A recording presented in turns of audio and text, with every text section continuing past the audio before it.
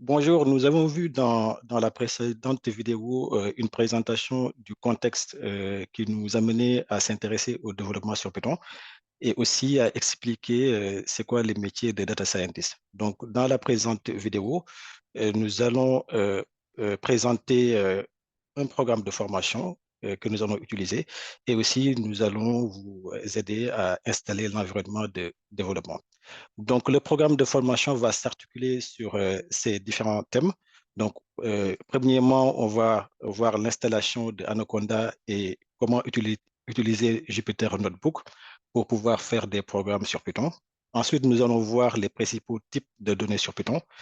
Nous verrons les boucles, puis les conditions. Ensuite, nous allons nous attaquer aux différentes bibliothèques qui sont intégrées sur le langage Python, à savoir NumPy pour la manipulation des données tabulaires, Pandas pour la manipulation des données hétérogènes et aussi SciPy pour les opérations de calcul numérique. Nous verrons aussi Matplotlib pour la production de visualisations graphiques de haute qualité.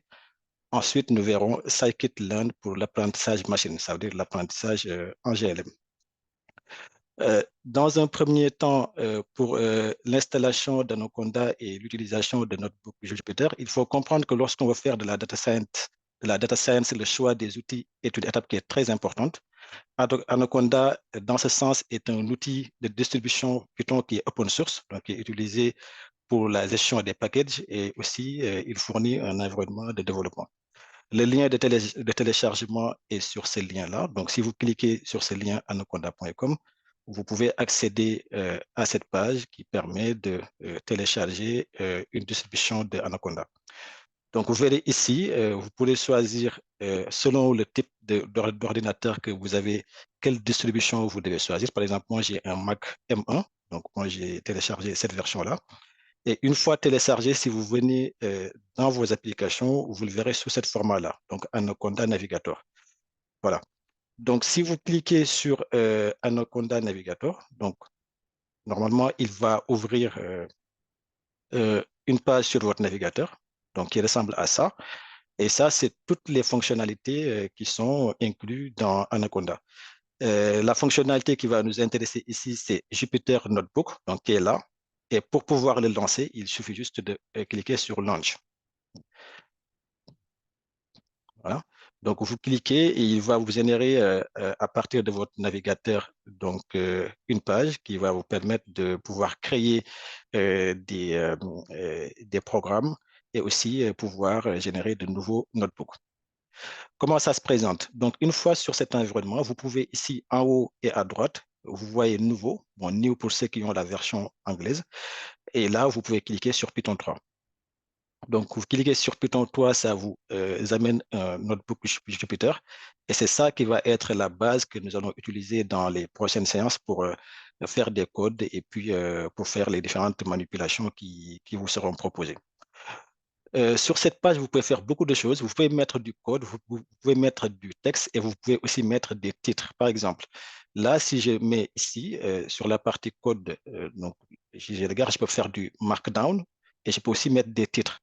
Par exemple, si je clique sur M, il le change en markdown. Ça veut dire que je peux mettre des titres, par exemple. Donc, si là, je mets deux dièses, comme ça, donc si je mets un seul dièse, c'est un titre de niveau 1. Donc, si je mets ici titre de niveau 1, vous voyez que c'est un titre qui est, ouais, c'est un grand titre en fait. J'exécute. Je peux aussi, de la même manière, mais il faut toujours s'assurer que nous sommes sur une version, pas de code, mais une version Markdown ou titre. Les deux marchent. Donc, Markdown, si je mets un titre de niveau 2, donc titre de niveau 2,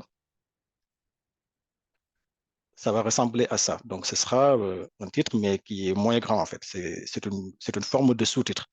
Je peux faire aussi un titre de niveau 3, ainsi de suite. Donc, je fais le titre de niveau 3 et je m'arrête là. Vous avez compris le principe. Donc, si je fais titre de niveau 3,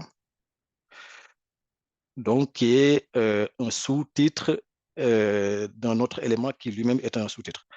Donc, voilà. On peut aussi écrire du code. Pour le moment, on n'a pas encore expliqué comment faire du programme Python. Donc, on ne va pas s'aventurer à aller taper du code, mais il faut juste comprendre que sur cette interface de développement, vous pouvez à la fois mettre des titres, vous pouvez aussi mettre du code et faire des exécutions.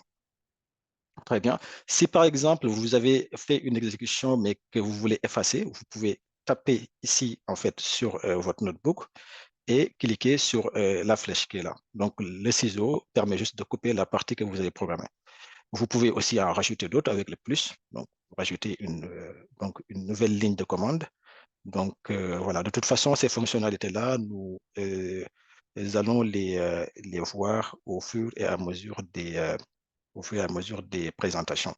Donc, l'objectif de cette séance donc, ou de cette partie de notre formation sur Python est tout simplement de vous permettre déjà de vous présenter le programme de formation que nous allons suivre, mais aussi de vous aider à installer Anaconda, qui est une distribution de Python open source, qui est le plus utilisé parce qu'il donne accès au notebook Jupyter. Et aussi, je vous ai expliqué brièvement comment vous pouvez utiliser le notebook, soit pour mettre du code, soit pour mettre des titres. Donc, on va s'arrêter là pour cette partie et dans la prochaine séance, nous allons nous intéresser vraiment au langage de développement et puis à l'application pratique. Merci.